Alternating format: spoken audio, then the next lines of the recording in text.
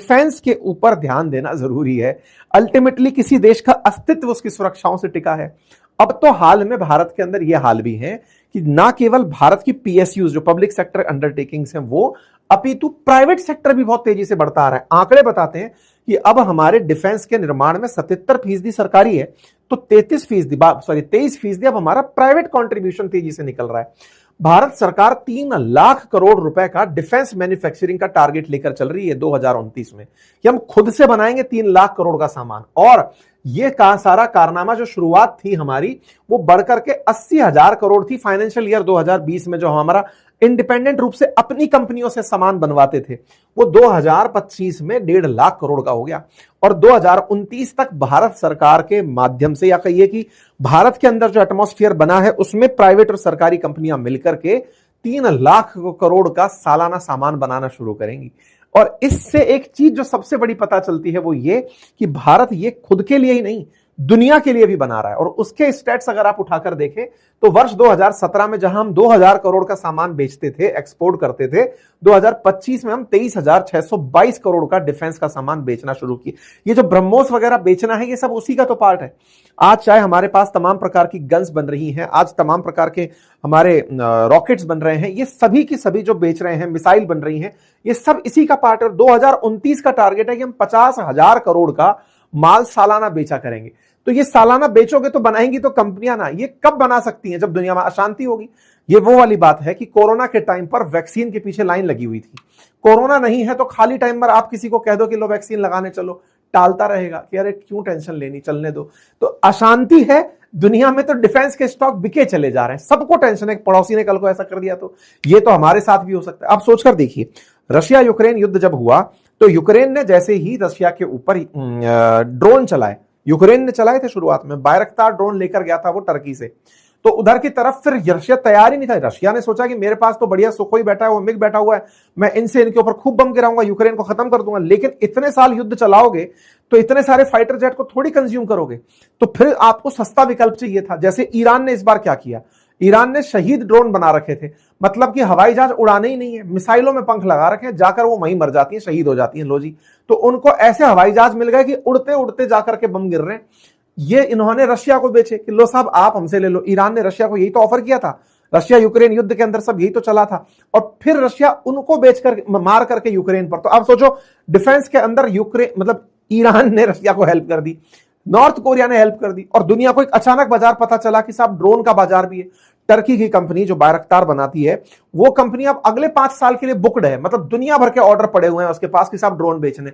सबको चिंता क्या हो रही है, कल को ये हमारे साथ भी हो सकता है। आप सोचिए, उधर रशिया यूक्रेन युद्ध चल रहा था, भारत के पास रूसी जो सिस्टम है वही है सारे के सारे। अब तुर्की मित्र है पाकिस्तान का, तो भारत में चिंता क्या बनने लगी थी, कहीं ऐसा तो नहीं होगा कि तुर्की इसको ये ड्रोन दे देगा, कहीं ऐसा तो नहीं होगा जो सिस्टम उस पर भारी पड़े वो हम पर भारी पड़ जाएंगे।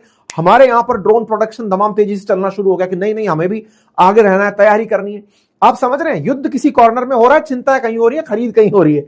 तो इस तरीके से बाजार जो है ना वो पूरी तरह से दिशा लेकर चलता है। मतलब डिफेंस का खेल बहुत तगड़ा चलता है जब कहीं युद्ध चल रहे होते हैं। आप देखिए कि भारत के अंदर अगर हमारी निफ्टी की टॉप इंडेक्स कंपनीज की बात करें तो ये बेल है, भारत फोर्ज है, हिंदुस्तान एरोनॉटिक्स, ये टॉप कंपनीज हैं जो हमारे टोटल जो डिफेंस के स्टॉक्स में बड़ा कंट्रीब्यूट करती हैं।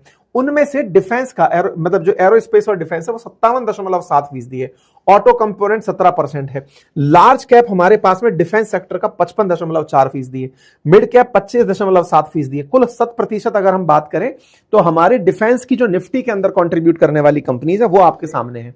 इस बात को किससे बैकिंग मिलती है? बैकिंग मिलती है राजनाथ जी के बयान से, जब वो ये कहते हैं कि भारत को टारगेट करना है डिफेंस के एक्सपोर्ट को। तो डिफेंस हमारे देश की मूल में है। आप उसको इस तरह से कंपेयर करिए कि हमने 686 करोड़ रुपए का सामान जहां बेचा हो, 25-26 में 38,000 करोड़ का सामान हम बेच गए डिफेंस में। ये दर्शाता है कि भारत के एस्पिरेशंस बहुत हाई हैं। डीपीएसयू जो है प्राइवेट सेक्टर, हमारी जो सरकारी कंपनियां डिफेंस की, 21,000 करोड़ का एक्सपोर्ट करी है।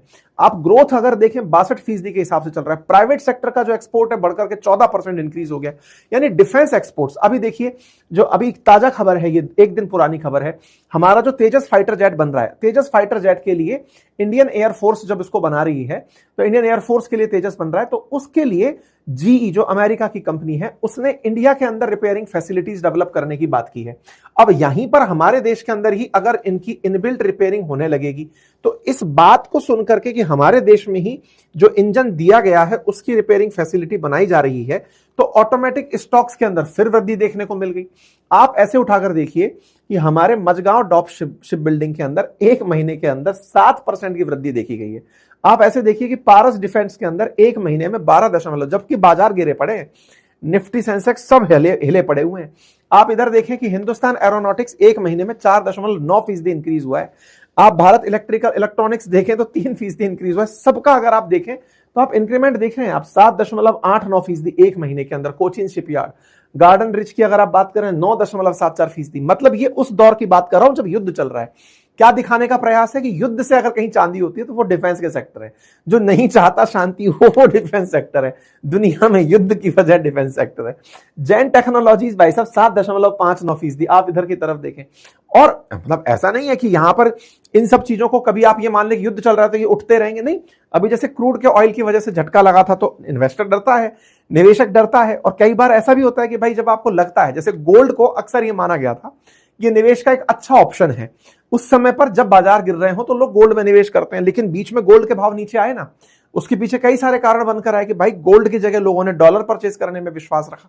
तो कई बार ऐसे सेंटीमेंट बनते हैं। तो ये नहीं है कि डिफेंस अचानक तेजी से बढ़ता ही रहेगा हमेशा, लेकिन हाँ ये देखा गया है कि अक्सर ऐसा होता है। इस्लामाबाद टॉक चलना शुरू हुई तो उससे तय होने लगा कि भाई ट्रंप जो है वो स्टेट ऑफ हॉर्मुज को खुलवाने में मदद करेंगे। ये भाई साहब उल्टा पड़ गया, स्टेट ऑफ हॉर्मुज खुद बंद करवा कर बैठ गए हैं। तो ऐसे में जब ये खुद बंद बनाकर बैठ गए हैं तो आप देख रहे हैं डिफेंस के स्टॉक फिर से चलने शुरू हो गए, वो तेजी से उठना शुरू हो गए।